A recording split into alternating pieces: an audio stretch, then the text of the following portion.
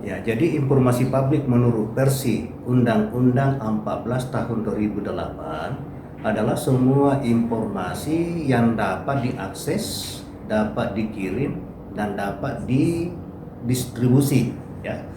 Oleh karena itu, informasi publik itu termasuk dalam beberapa kategori: informasi publik yang terbuka, informasi publik yang dikecualikan. Itu juga informasi publik.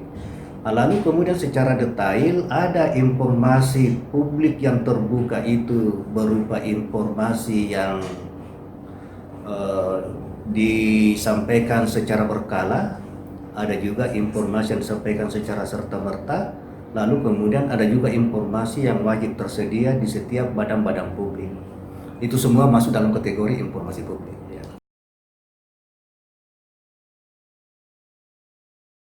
Tupoksi utama Komisi Informasi itu ada 3. Yang pertama adalah bagaimana Komisi Informasi ini memproses dan menyelesaikan semua sengketa-sengketa informasi yang menjadi kewenangannya. Itu pertama ya. Yang kedua, Komisi Informasi juga bertanggung jawab untuk menguatkan kelembagaan, dalam hal ini PPID, pada setiap badan-badan publik yang ada di Sulawesi Selatan. Lalu yang ketiga adalah Komisi Informasi juga berkewajiban untuk menyebarluaskan ketentuan-ketentuan yang ada di dalam Undang-Undang 14 tahun 2008 melalui sosialisasi, advokasi, dan juga edukasi. Itu tiga pokoknya daripada Komisi Informasi dibentuk.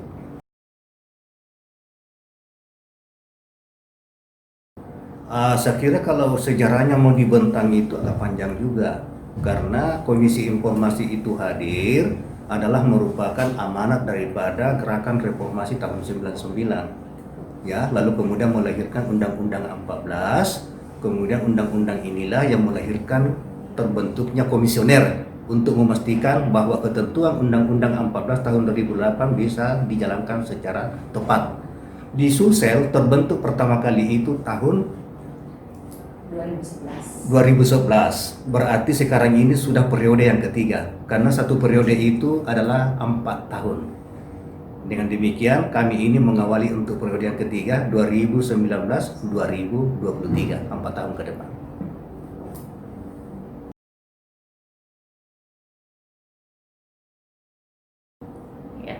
Sengketa informasi yang dimohonkan oleh pemohon kepada Komisi Informasi itu beragam. Kalau kita bicara soal isu, ada isu dana BOS gitu ya, ada isu agraria, ada isu misalnya tender misalnya ya, pengadaan dan seterusnya. Jadi macam-macam isunya. Tapi sejauh ini isu yang paling mengemuka adalah dana BOS. Itu tren isu. Tapi mungkin ketika ada pilkada ya, dan kita menginformasikan kepada masyarakat bahwa kami juga menerima sengketa informasi terkait dengan pemilihan kepala daerah serentak, itu juga kemungkinan akan masuk. Jadi tren kasus ini berubah-ubah gitu. Detailnya saya lupa, tapi jumlahnya itu sudah ratusan. Kurang lebih 200 sengketa telah kita selesaikan, baik melalui proses mediasi maupun melalui proses adjudikasi non litigasi. Ini sengketa informasi yang paling banyak itu, yang pertama adalah berkaitan dengan pendidikan, baik dana BOS maupun yang berkaitan dengan pelaksanaan pendidikan pada umumnya. Lalu menyusul sengketa yang berkaitan dengan pertanggungjawaban keuangan dari badan publik, ya. Nah, dengan demikian kira-kira sekitar 60% sengketa itu didominasi oleh sengketa yang berkaitan dengan pendidikan.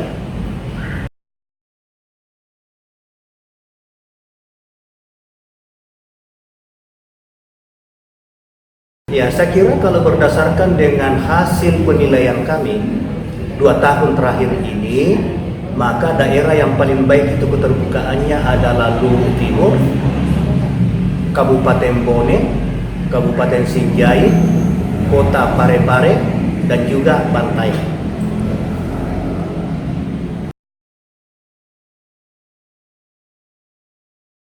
Masih cukup berat. Mengapa? Karena keterbukaan informasi itu masih sangat terbatas bisa diakses oleh masyarakat. Olehnya itu, ke depan di periode kami ini keterbukaan informasi itu akan dilakukan secara masif dengan program kegiatan yang strategis. Di antaranya adalah bagaimana bekerjasama dengan badan-badan publik, termasuk dengan media-media sebagai corong dari keterbukaan informasi ini, sehingga Komisi Informasi dapat lebih dikenal secara luas khususnya di Sulawesi Selatan.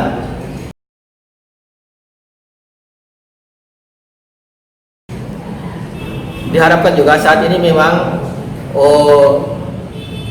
PPID atau Pengelola Informasi Dokumentasi itu sudah dibentuk di hampir seluruh Sulawesi Selatan dari tahun 2017. Namun saat ini mungkin hampir sebagian besar belum memenuhi ketentuan sebagaimana yang diharapkan Undang-Undang 14 tahun 2008 tentang keterbukaan informasi, karena data informasi itu masih sangat sulit didapatkan, sehingga kasus-kasus sengketa itu terkait dengan sengketa informasi masih cukup besar. Olehnya itu, dengan kerjasama dengan kelembagaan, diharapkan nantinya bahwa informasi itu, khususnya kegiatan-kegiatan pemerintahan, akan lebih terbuka, kecuali memang yang dikecualikan, yang tidak bisa diakses, sehingga masyarakat akan lebih tercerdaskan dengan keberadaan Komisi Informasi yang lebih dikenal secara luas.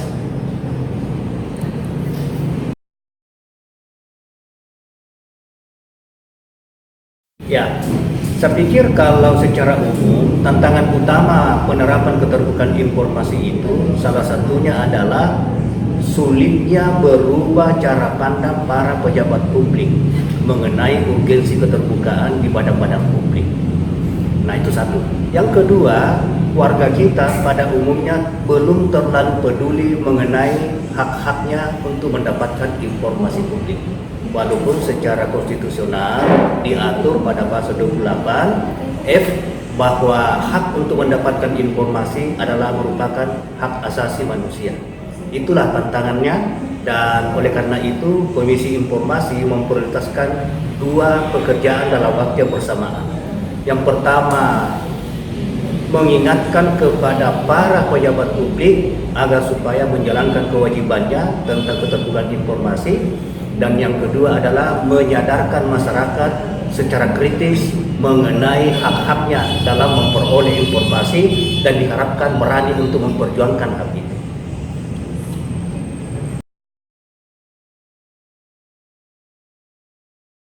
Komisi Informasi Sulsel, salah satu konsentrasinya adalah membuat masyarakat yang cerdas. Insya Allah kita akan membuat beberapa program ya untuk beberapa tahun ke depan.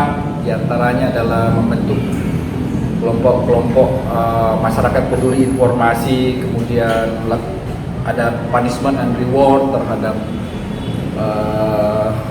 lembaga-lembaga yang berkewajiban untuk membuka informasi, dan liputan kerja kami ini kan Sulsel, jadi kita akan mendorong beberapa kabupaten kota untuk membentuk komisi informasi di daerah. Saya kira itu beberapa kegiatan dari sekian banyak kegiatan yang insya Allah akan kita lakukan, dan mudah-mudahan ini sinergitas antara komisi informasi, media, dan stakeholder yang lain itu terjalin dengan baik.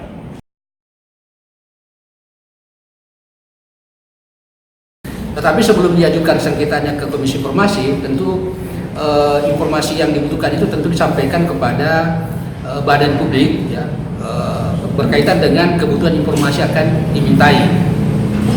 Nah, ketika badan publik menolak, ya, atau tidak memberikan informasi atau memberikan informasi tidak sesuai dengan yang diharapkan, maka tentu langkah sebelum diajukan ke Komisi Informasi adalah tentu mengajukan keberatan ya, meminta tanggapan kepada OPD yang bersangkutan, tentu melalui pejabat PPD atau atasan PPD-nya.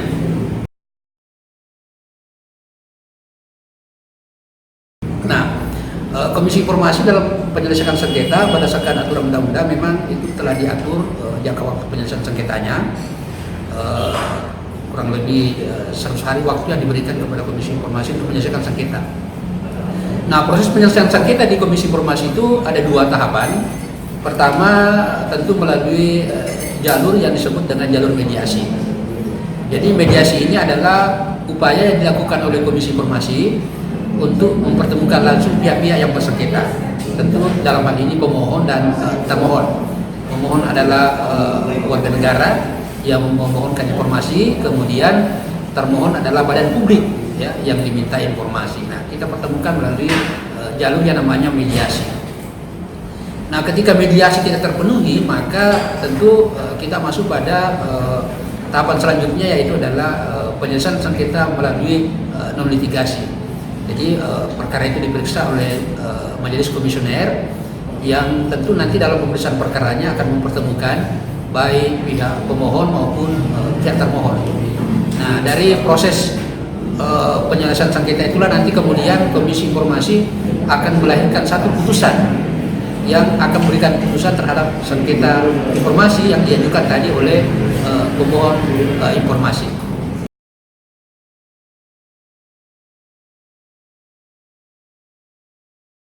Cara pertama lewat website. Website itu ada fitur form pendaftaran sengketa yang saat ini kami sedang upgrade tentu saja ya, mudah-mudahan dalam waktu seminggu 2 minggu ini sudah bisa dibuka, sudah bisa diakses oleh pemohon informasi. Nanti formnya itu diisi, kemudian nanti ada alamat di website itu yang kita bisa upload gitu ya, kirim sambil menunggu informasi follow up dari tim kami di Komisi Informasi. Cara berikutnya adalah datang langsung ke kantor Sekretariat Komisi Informasi Sulawesi Selatan yang ada di lantai 3 Gedung J, Kantor Gubernur Provinsi Sulawesi Selatan, Jalan Urip Sumoharjo, Makassar. Datang aja.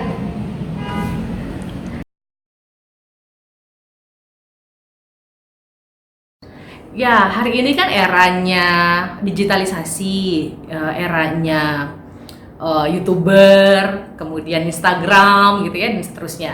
Nah, Komisi Informasi juga tidak mau ketinggalan gitu ya, menyikapi apa yang menjadi tren di masyarakat. Apalagi internet memiliki daya jangkau yang luar biasa gitu ya, yang tidak bisa ditempuh dengan menggunakan cara-cara konvensional ya.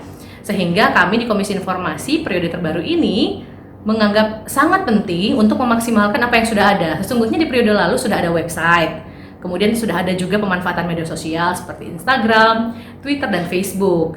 Nah, untuk periode ini kami maksimalkan lagi sehingga ada beberapa fitur yang akan kami tambahkan di website supaya lebih menarik membaca. Misalnya, 1, jadwal sidang gitu ya. Itu kami tambahkan di website Komisi Informasi sehingga masyarakat maupun media bisa memantau. Ada jadwal sidang hari tertentu sehingga bisa datang misalnya, atau bisa bertanya ke Komisi Informasi mengenai putusan sidang dan seterusnya. Berikutnya, kami juga menautkan website tersebut dengan beberapa media sosial kami seperti Instagram dan Twitter. Jadi kalau teman-teman buka websitenya Komisi Informasi Sulawesi Selatan itu nanti bisa tertaut ke Instagramnya. Begitu juga kalau kita buka Instagramnya bisa tertaut ke websitenya. Jadi kami sangat berharap bahwa kami juga bisa lebih kekinian gitu ya, karena ya kami sangat sadar diri bahwa yang tak mau berubah itu akan tergerus oleh waktu ya, seperti itu.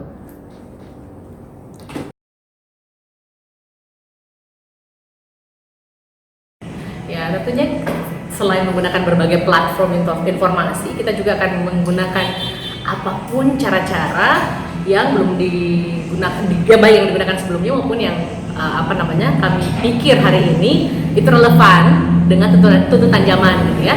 Karena hari ini itu banyak usia mahasiswa, anak muda yang aware gitu ya dengan kondisi politik, kemudian gerakan anti korupsi dan seterusnya, termasuk tentu saja keterbukaan informasi, maka kami akan mencoba untuk berjejaring dengan selain komunitas-komunitas ya, kelompok masyarakat sipil, juga dengan kampus gitu ya. Jadi mungkin mulai tahun depan kami akan punya program KI Sulsel Goes to Campus ya. Kami membangun MOU ya. Udah tepuk-tepuk tangan ya. Ya. KI Sulsel Goes to Campus untuk membangun kesadaran teman-teman muda, khususnya kalangan terdidik di kampus, untuk paham tentang keterbukaan informasi dan menularkan gitu ya virus keterbukaan informasi ke masyarakatnya. Kampus kan punya program KKN ya, ada KKN profesi, ada KKN yang masih konvensional ya ke daerah gitu ya. Ketika kita membangun awareness-nya mahasiswa, tentu saja itu bisa dibawa sebagai bekal salah satu materi untuk prokernya ya, program kerjanya di masyarakat nanti ketika KKN.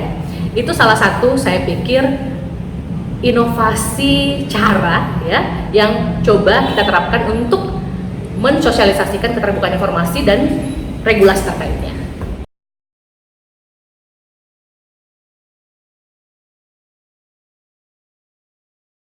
Baik, memang yang paling bertanggung jawab dalam konteks tersosialisasinya Undang-Undang 14 2008 tentang keterbukaan informasi adalah yang pertama negara. Negara diwakili kepentingannya oleh pemerintah, dan yang kedua adalah Komisi Informasi. Oleh karena itu, negara dan Komisi Informasi ini memang harus bekerja sama dalam rangka untuk memastikan ketentuan pasal-pasal yang ada di dalam Undang-Undang 14 2008 terdistribusi secara merata dan masif di seluruh pelosok-pelosok tanah air. Dan sampai hari ini disadari bahwa memang masih banyak masyarakat yang belum menggunakan hak-haknya, atau paling tidak belum paham dan belum tahu apa yang dimaksud dengan keterbukaan informasi publik. Itulah tantangan yang akan kita hadapi, dan itu menjadi prioritas Komisi Informasi Provinsi Sulawesi Selatan periode 2019-2023.